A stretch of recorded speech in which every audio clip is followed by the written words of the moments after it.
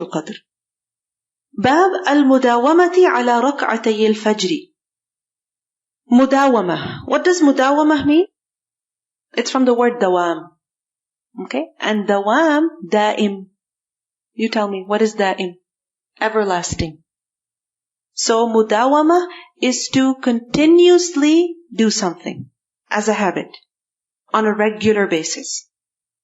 So mudawama ala rak'ati al-fajr, over the 2 rak'ah of fajr, meaning regularly performing the 2 rak'at of fajr.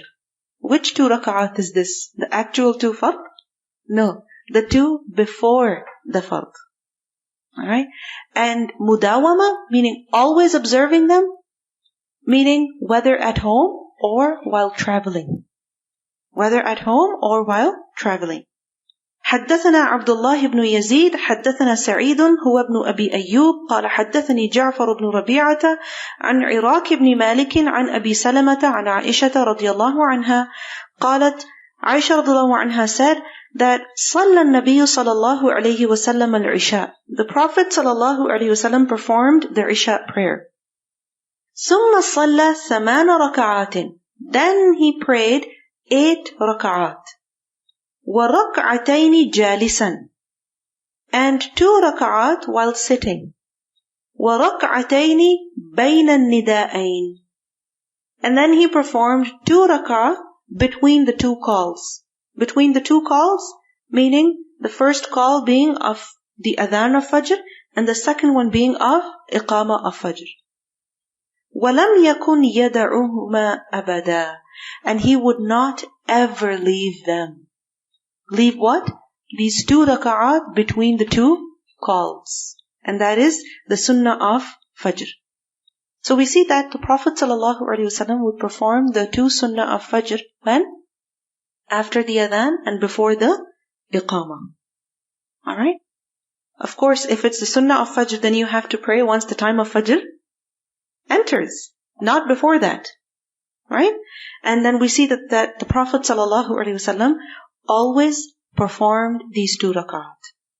Now there is a question here. Earlier also we learned that after the Prophet ﷺ performed the 8 rak'at, right, of Tahajjud, and then he prayed his witr, then we see that he prayed rak'ataini jalisan, 2 rak'at while sitting.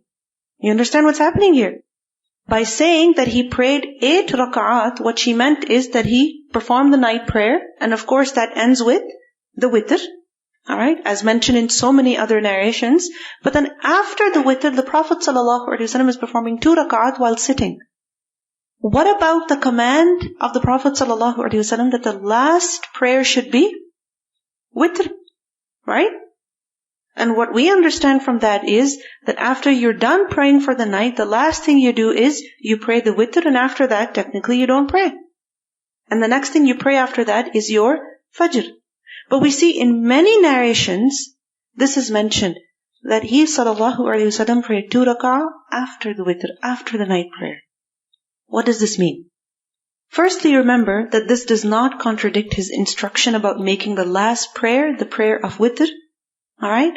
Because these 2 rak'at were like a ratiba after a faridah.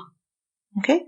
For example, we learned that for dhuhr, how many rak'at are we supposed to perform? 4. Now technically that means pray 4, stop at 4. But then what happens? After we end the 4, what do? After the adhkar, we pray 2 more. Right? So this is similar, that he prayed his witr, finished the night prayer, and then after that he followed it with 2 rak'at. Okay? So it's similar to how you end your dhuhr, your fard, and then after that you pray 2 rak'ah. So he ended his night prayer, and then after that he performed 2 rak'ah. Okay? And then we also see that the Prophet ﷺ sat and he performed these 2 rak'ah. Why did he sit for these? Either because he must have been tired, right? His night prayer was not like ours. We pray, a page and a half, maybe 2 pages, right? But what did he do? Sometimes his 1 rak'ah would be the entire recitation of the longest surahs of the Quran. 1 rak'ah. And then not just the qiyam, even the ruku' would be equally long. And the sajda would be equally long. So then what do you expect when he's prayed 8 rak'at and then witr? So can he sit and pray 2 rak'at? Yes. No harm. Okay? And another reason could also be that these 2 rak'at were of less significance compared to the night prayer. Because remember that when you pray salah sitting, voluntary prayer sitting, then how much reward do you get? Half. So it's as if he's showing that this is of less significance. But this hadith and the other hadith that mentioned that he prayed 2 rak'at after witr gives us the proof that it is permissible to pray after witr. It's not prohibited.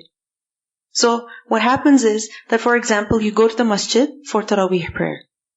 And if you want the reward for the entire night, what do you have to do? You begin with the imam and you end with the imam. So, my dear sisters, if you stop after 8 and you're like, no, I'm not going to pray witr, and you're just standing there, you did not end with the imam. You know that? You did not end with the imam. You end with the imam as in you stop praying when he stops praying. Okay? So if you want the reward for the entire night, then what do? You pray witr with the imam. Okay. Now what happens? You prayed your entire 8 rak'at or 20 rak'at, how much ever. The night is so short. You go home and you sleep and you're feeling guilty. Well, you know what? I should be awake and praying. You don't need to feel guilty because you prayed your qiyam in the first part of the night. And alhamdulillah, if you started and finished with the imam, you get the reward for the entire night. So don't feel guilty there. Okay?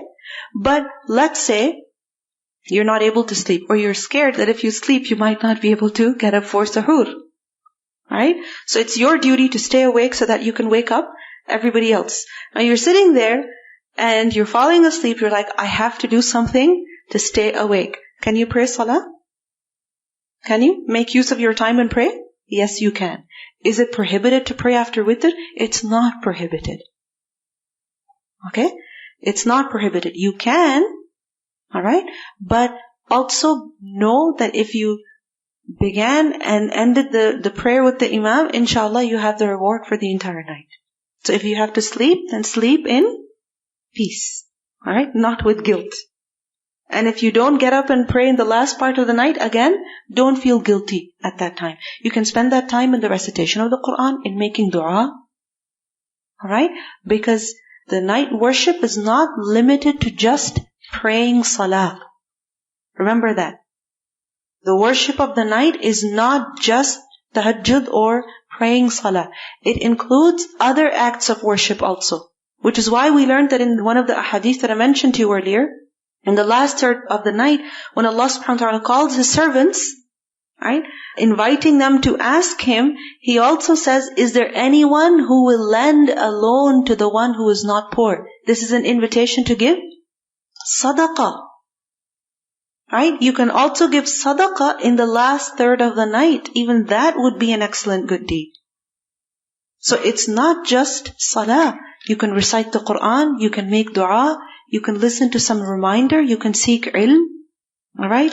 Sahur bil-layl, staying up in the night for the sake of learning, knowledge, even that is virtuous. And Imam Bukhari mentions that in his book, in Kitabul Ilm. Alright? But in general, we learn from this hadith